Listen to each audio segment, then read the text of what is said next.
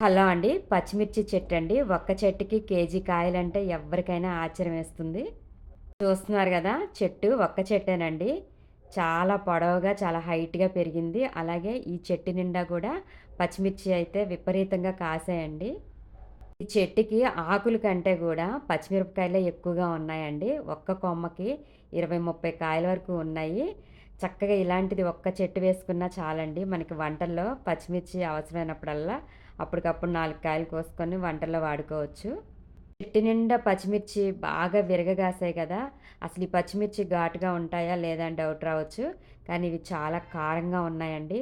ఒక్క పచ్చిమిర్చి నోట్లో పెట్టుకొని చూసాను. ఎంత ఘాటుగా ఉన్నాయో. సో, ఈ మిర్చి గూడా చాలా బావున్నాయండి చూడడానికి. భలే అందంగా ఉన్నాయి. సో, వీటికి ఎరువంటే ఉల్లిపాయల పొట్టే ఎక్కువ వేస్తారటండి. సో, చూసారు గదా! చెట్టు నిండా ఎంత బావున్నాయో పచ్చిమిర్చి. చెట్టు కూడా అందంగా ఉంది.